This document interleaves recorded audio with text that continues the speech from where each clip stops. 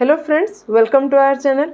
आज हम लोग काफ़ी सारे स्टॉक्स को डिस्कस करने वाले हैं। इनमें से कुछ अपडेट्स हैं, कुछ नए स्टॉक्स हैं और कुछ स्टॉक ऐसे भी हैं जो अभी रिटेस्ट के लेवल पे ट्रेड कर रहे हैं। तो चलिए बिल्कुल भी टाइम नहीं वेस्ट करते हैं और देखते हैं हमारा आज का पहला अपडेट।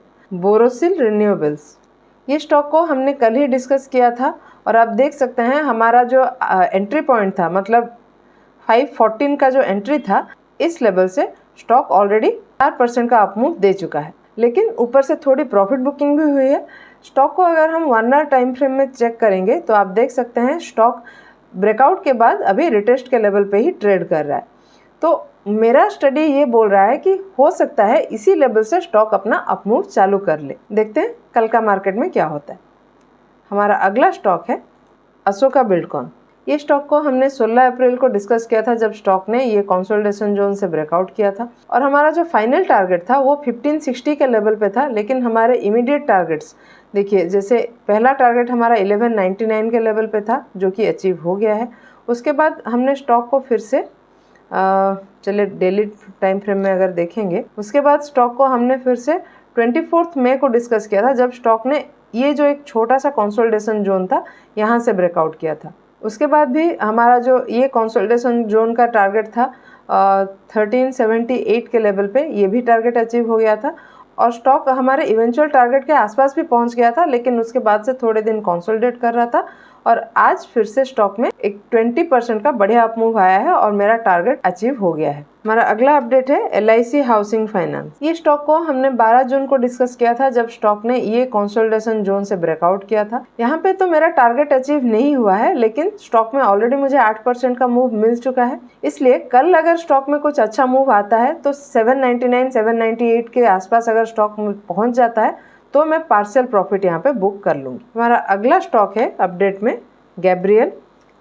ये हमारा आज का अपडेट भी है और एक फ्रेश स्टॉक की तरह भी आज हम इसको डिस्कस करेंगे। ये स्टॉक को हमने पहले 29 अप्रैल को डिस्कस किया था जब स्टॉक में ये ट्रेंड लाइन से ब्रेकआउट हुआ था और उसके अगले दिन ही हमारा इमीडिएट टारगेट जो कि 399 400 के लेवल का था वो अचीव हो गया था और उसके बाद से ही स्टॉक काफ़ी दिन यहाँ पे कंसोलिडेट किया और फिर से 11 जून में हमने जब स्टॉक ये कंसोलिडेशन जोन से ब्रेकआउट किया तब फिर से स्टॉक को डिस्कस किया था और कल ही हमारा 443 का टारगेट भी अचीव हो गया था इसमें और आज स्टॉक में ऑलरेडी 9% का एक अच्छा अपमूव मिल गया है हमें। और क्योंकि ये एक मेरा पोर्टफोलियो स्टॉक है तो इसमें मैंने ज़्यादा ट्रैक नहीं किया था तो मुझे ध्यान में भी नहीं आया था कि मेरा टारगेट यहाँ पे अचीव हो गया है बोल के, लेकिन हमारे एक व्यूअर ने हमें याद दिलाया कि उनका टारगेट अचीव हो गया है तो मुझे ध्यान में आया कि हमारा यहाँ पे टारगेट अचीव हो गया। तो अभी अगर हम आज का कैंडल देखेंगे तो आप नोटिस करेंगे स्टॉक में ऑलरेडी 9% का मूव आ गया है और ये जो एक कंसोलिडेशन जोन है, इस कंसोलिडेशन जोन से स्टॉक ने ब्रेकआउट कर लिया है। और क्योंकि ये मेरा एक पोर्टफोलियो स्टॉक है, इसको तो मैं बीच बीच में एक्यूमुलेट करती ही रहती हूँ, या तो ब्रेकआउट में या फिर रिटेस्ट में मैं ऐड करती रहती हूँ। लेकिन अगर यहाँ पे एक फ्रेश एंट्री प्लान करना हो तो अगर स्टॉक थोड़ा रिटेस्ट में मिलता है, क्योंकि ऑलरेडी बड़ा कैंडल बन गया है, तो स्टॉक अगर रिटेस्ट में मिलता है तो बाय किया जा सकता है और उस केस में हमें ये पूरे कंसोलिडेशन जोन का, मतलब ये जो राउंडिंग बॉटम पैटर्न बन रहा है, इस पैटर्न का टारगेट मिल सकता है। चलिए मैंने प्राइस रेंज तो ड्रॉ कर लिया है, देख लेते हैं। टारगेट हमारा ये हमको मिल रहा है 612 के लेवल पे अराउंड 38% का। अभी देखते हैं हमारा अगला स्टॉक ओलेक्ट्रा ग्रीनटेक। ये स्टॉक को हमने डिस्कस किया था जब स्टॉक ने यहाँ पे एक छोटा सा कंसोलिडेशन जोन बन रहा था और हमारा 1729 का जो हाई है ये ब्रेक होने पे एंट्री करने का प्लान था और यहाँ पे मेरा 1825 का टारगेट भी अचीव हो गया था, वो भी बहुत जल्दी अचीव हुआ। लेकिन उसके बाद से ही स्टॉक कंटिन्यूअसली इसी जोन में कंसोलिडेट करने लगा और वैसा कुछ खास यहाँ पे अपमूव नहीं दिया था। लेकिन अगर हम ध्यान से ये स्टॉक को देखेंगे तो आप देख सकते हैं यहाँ पे एक बोरोसिल के जैसा ही कुछ पैटर्न यहाँ पे हमको दिख रहा है और अगर हम ये जोन को देखेंगे तो आप देख सकते हैं यहाँ पे ये जो 1856 का जो लेवल है, 1856 1858 का लेवल है, इसको स्टॉक रेजिस्टेंस की तरह ले रहा है। लेकिन स्टॉक 20 EMA के ऊपर सपोर्ट ले रहा है और आज का वॉल्यूम काफ़ी अच्छा है, स्टॉक में ट्रेडिंग वॉल्यूम आज का काफ़ी अच्छा है। तो स्टॉक अगर ये रेजिस्टेंस को ब्रेकआउट कर लेता है तो स्टॉक में एक अच्छा मूव आने का मुझे एक्सपेक्टेशन है। उस केस में हमारे ये जो दोनों टारगेट है 2000 का एक और एक 2200 का, ये दोनों टारगेट अचीव हो सकते हैं। यहाँ पे अगर एक मुझे फ्रेश बाय करना हो तो मैं 1880 का हाई ब्रेक होने पे यहाँ पे एक फ्रेश एंट्री प्लान कर सकती हूँ, और उस केस में मेरे दोनों टारगेट इंटैक्ट रहेंगे, एक 2010 के लेवल पे और दूसरा 2200 के लेवल पे। चलिए देखते हैं हमारा अगला stock, gulf oil lubricant. Stock को हम पहले वीकली टाइम फ्रेम में देख रहे हैं और आप देख सकते हैं स्टॉक में यहाँ पे एक मल्टी ईयर ब्रेकआउट हो रहा है।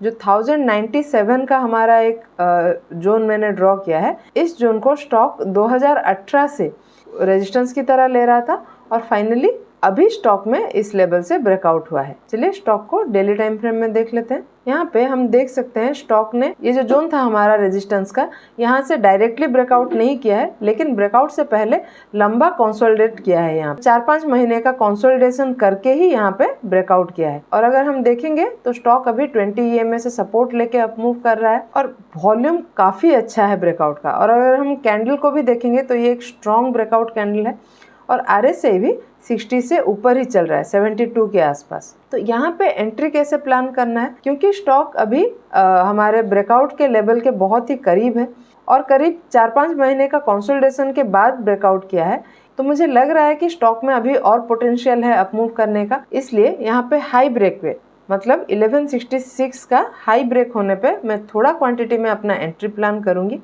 और अगर रिटेस्ट पे मिलता है स्टॉक तो बहुत ही बढ़िया बात है, अगर रिटेस्ट पे मिलता है तो मैं और क्वांटिटी ऐड करूँगी। यहाँ पे ये जो कंसोलिडेशन हुआ है स्टॉक में, इसका डेप्थ हमारा पहला टारगेट हो जाएगा।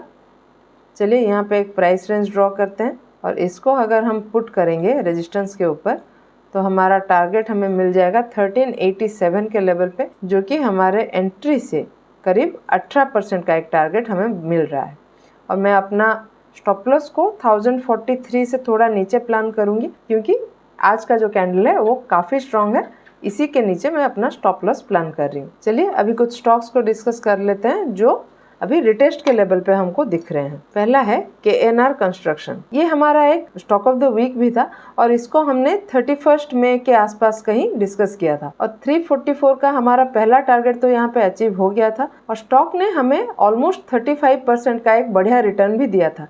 लेकिन स्टॉक अभी फिर से रिटेस्ट कर रहा है, कहाँ पे, जहाँ पे हमारा पहला टारगेट था, मतलब 344 के लेवल पे अभी स्टॉक हमें रिटेस्ट करता हुआ मिल रहा है। अभी हम अगर स्टॉक को देखेंगे, स्टॉक में अभी 20 EMA का सपोर्ट है, तो स्टॉक में अगर कुछ अच्छा बुलिश सिग्नल हमें आगे मिलता है तो हम और क्वांटिटी ऐड करेंगे। तो ये स्टॉक को हम क्यों डिस्कस कर रहे हैं, क्योंकि ये स्टॉक में हमारा और भी ऊपर का टारगेट है, अगर आप देखेंगे 472 का, और क्योंकि स्टॉक मुझे अभी रिटेस्ट के लेवल पे दिख रहा था, मैंने आप लोगों से शेयर कर लिया। हमारा अगला स्टॉक है PNC इंफ्रा। ये स्टॉक भी आप देख सकते हैं, ये जो 460-470 का लेवल है, इस लेवल से ब्रेकआउट के बाद अभी फिर से रिटेस्ट कर रहा है इसी के आसपास और अभी सपोर्ट के पास से ही अपना अपमूव चालू कर रहा है।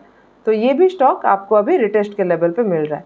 अगला स्टॉक है BBL, वरुण बेवरेजेस लिमिटेड। ये स्टॉक को भी अगर हम देखेंगे तो स्टॉक में 20 EMA का सपोर्ट है और स्टॉक ये एक कंसोलिडेशन जोन से ब्रेकआउट करके अभी इसी जोन के आसपास ट्रेड कर रहा है, मतलब रिटेस्ट कर रहा है। तो स्टॉक में अगर कुछ अभी अच्छा मूव आता है, उस केस में हमें ये जो कंसोलिडेशन जोन है इसका डेप्थ एक टारगेट की तरह मिल सकता है, जो कि 1772 के लेवल पे है, अराउंड 13% का। हमारा अगला स्टॉक है HDFC लाइफ इंश्योरेंस। ये स्टॉक में भी अगर आप नोटिस करेंगे तो 575-578 के लेवल से स्टॉक ब्रेकआउट करके अभी फिर उसी लेवल पे रिटेस्ट कर रहा है और अपना अपमूव कर रहा है। यहाँ पे हम देख सकते हैं ब्रेकआउट काफ़ी स्ट्रॉन्ग हुआ था, वॉल्यूम काफ़ी अच्छा था, लेकिन बाद में जो रिटेस्ट हुआ है वॉल्यूम थोड़ा ड्राई आउट हो गया है।